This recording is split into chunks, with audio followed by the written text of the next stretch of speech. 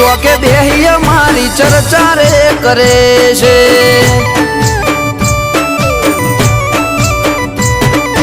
એ હારા હારા ઓસની શરમ ભરે છે।